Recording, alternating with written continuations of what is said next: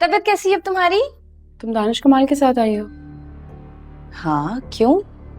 लेकिन क्यों हानिया? उसके साथ मैंने एक प्रोजेक्ट साइन कर लिया है। लेकिन क्यों हानिया? तुम जानती नहीं हो उसकी नेचर।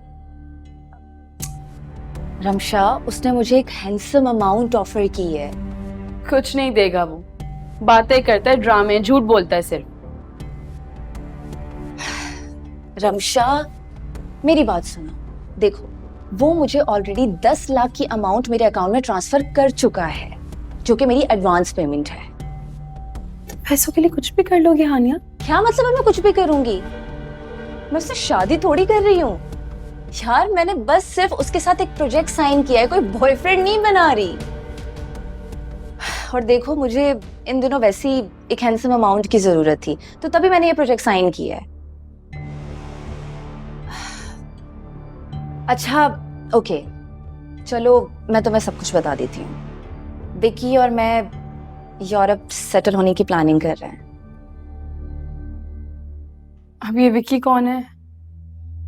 एक तो तुम्हें ना हर चीज खोल खोल कर बतानी पड़ती है कि विकी कौन है। विकी मेरा बॉयफ्रेंड है, तो हम लोगों ने प्लानिंग की है कि हम शादी के बाद यूरोप सेट हो जाएंगे। देखो, उसे पैसों की तो कोई ऐसी जरूरत या फिर ऐसा कोई इशू नहीं है, लेकिन उसके पेरेंट्स हमारी शादी के लिए मान नहीं रहे, तो तभी हमें ये प्लानिंग करनी पड़ी। अच्छा, छोड़ो ये सब, सुनो मेरी बात। मैं ना तुम्हें एक नंबर सेंड कर रही हूँ, साथ में लोकेशन भी भेज रही हूँ। तुम वहां जाओ, 2 सीन है, करा लो शूट, फिर तुम देखना, तुम्हें आगे भी इंशाल्लाह बहुत अच्छा काम मिलेगा।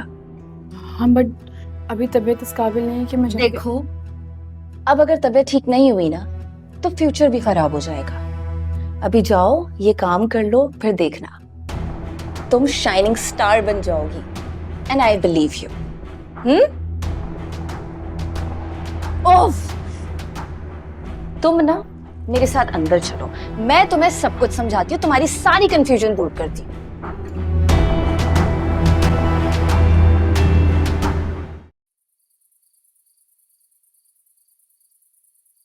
मामा, अफनान से बात हुई थी मेरी, कह रहा था मेरे लिए कुछ शॉपिंग की है, तो सुन के ही परेशान हो गई।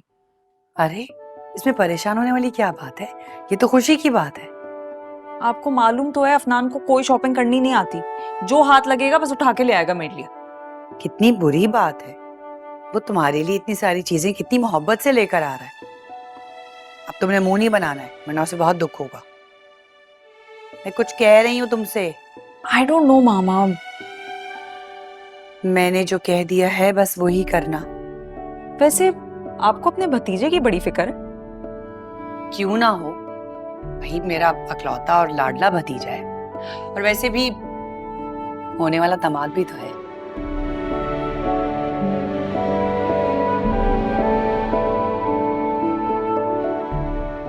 ऐसे ही चल रहा है। हाँ, नहीं, अब विकी, मैं तुमसे थोड़ी देर में बात करती हूँ, ठीक है? हाँ, ओके। मैं तुम्हें कब से कॉल कर रही हूँ हानिया, पिछले 2 घंटे से तुम्हारा नंबर बिजी है। क्या हुआ? मैं विकी के साथ फोन पर बिजी थी, और तुम मुझे फोन क्यों कर रही थी?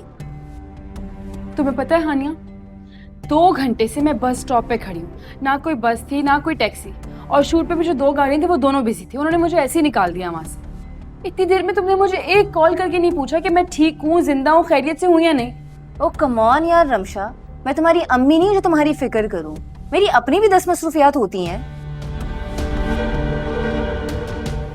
ठीक कह रही हो तुम मेरी अम्मी थोड़ी हो जो मेरी फिक्र करोगी। फिक्र तो माओ को होती है। यूनिवर्सिटी से थोड़ी सी भी लेट हो जाती थी ना मैं, तो मेरी अम्मी दरवाजे पे मेरा इंतजार करती थी। अच्छा, मुझे ये बताओ, तुम्हें ना शूट से इतनी जल्दी निकलना नहीं चाहिए था, कोई ऑनलाइन टैक्सी मंगवा लेती। ऑनलाइन टैक्सी की वजह से तो इतना ख्वार हुई हूँ मैं, कोई टैक्सी नहीं मिल रही थी। ऊपर से मैनेजर से अलग मेरा फड्डा हो गया। रमशा, मैंने तुम्हें कितनी मर्तबा समझाया है, इस फील्ड में अभी तुम नई नहीं हो, तुम्हें हर चीज एडजस्ट करनी होगी, सब कुछ बर्दाश्त करना होगा। अरे यार हानिया, और कितना एडजस्ट करूं?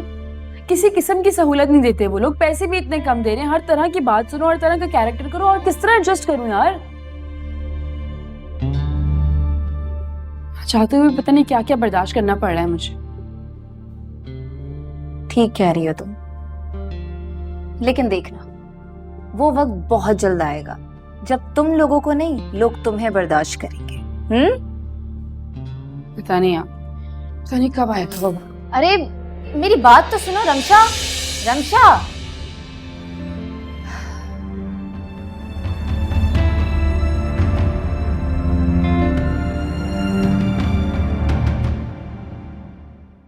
हैनी,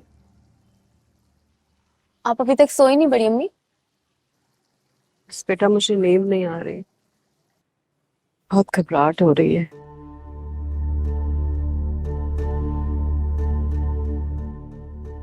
तुम इस वक्त तक जाग रही हो, क्या कर रही हो?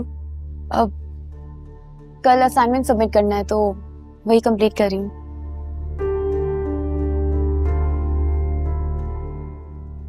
हैनी, क्या यूनिवर्सिटी में रमशा के बारे में लोग पूछते हैं? बड़ी अम्मी शुरू शुरू में सब पूछते थे। मैंने सबको कहा कि रमशा नवाबशाह गई हुई है। अब कोई नहीं पूछता।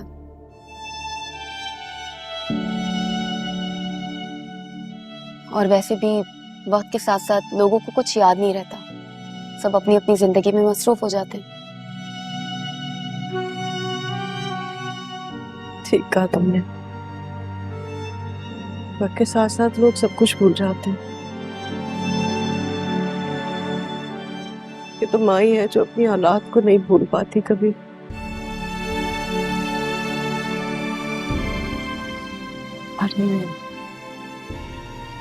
है नहीं बेटा, वो जो यूनिवर्सिटी में लड़का था जिसका जिक्र किया था, क्या तुम उसके बारे में कुछ जानती हो? मेरा मतलब है, उसका अगर कोई फोन नंबर है तो प्लीज मुझे दे दो। मैं किसी से कोई जिक्र नहीं करूंगी बेटा। मैं नहीं जानती वो कौन है, वो कहाँ रहता है, मुझे कुछ नहीं पता।